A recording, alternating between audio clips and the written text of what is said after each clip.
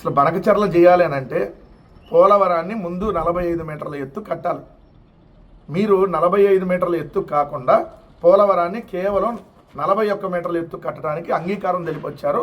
పోలవరాన్ని ఉరివేశారు చంద్రబాబు నాయుడు గారు. మీరు పోలవరం అనేది కేవలం మీ శాపం, మీ పాపాలు వల్ల, మీరు చేసినటువంటి పాపాల వల్ల ప్రజలకు ఈరోజు శాపంగా మారింది. ఎందుకంటే చూడండి, పోలవరం ఎత్తు 45.72 మీటర్లు, అంటే 150 అడుగులు ఎత్తు ఉండాలి పోలవరం.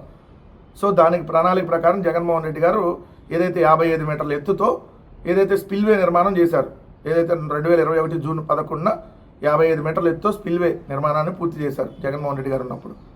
కానీ ఇప్పుడు చంద్రబాబు నాయుడు గారు వచ్చిన తర్వాత పోలవరం అనేది ఎత్తు తగ్గిస్తూ కేవలం 41.15 మీటర్లకే పరిమితం చేస్తూ, అంటే 135 అడుగుల కంటే 15 అడుగులు ఎత్తు తగ్గించేస్తూ 194 టీఎంసీల కెపాసిటీని 115 టీఎంసీలకి కుదించేస్తూ, ఏదైతే వాళ్ళు కేంద్ర మంత్రివర్గం ఆమోదం తెలిపినప్పుడు వీళ్ళు యాక్సెప్ట్ చేసి ఏదైతే 12,157 కోట్లు ఇంకా ఇచ్చేస్తే పోలవరం మొత్తం దానికి అంతకంటే కేంద్రం ఇవ్వనని చెప్తే దానికి ఓకే చేసి వచ్చారు.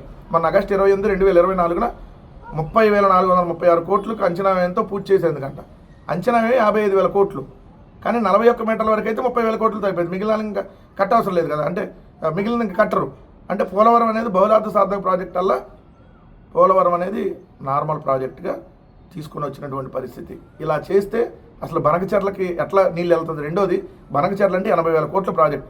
ముందు పోలవరానికి అతిగతి లేదు, బనకచెర్ల 80,000 కోట్ల ప్రాజెక్ట్. జగన్మోహన్ రెడ్డి గారు ఎప్పుడో దానికి డిపిఆర్లో రూపొందించి జగన్మోహన్ రెడ్డి గారు ముఖ్యమంత్రిగా ఉన్నప్పుడే 2022 మే 4న సిడబ్ల్యూసికి ఏదైతే వైఎస్ఆర్సీపీ గవర్నమెంటే డిపిఆర్ పంపించింది. కానీ అది ఎప్పుడైద్ది? ఇది అయినాక పోలవరం. కానీ ఇప్పుడే ఊరికి హడావిడి చేసేసి అసలు పోలవరం నీళ్లు తీసుకెళ్లాలంటే 45 మీటర్ల వరకు కట్టాలి కదా పోలవరం. దాన్ని కట్టకపోతే బనకచెర్ల ఎట్లా వస్తుంది?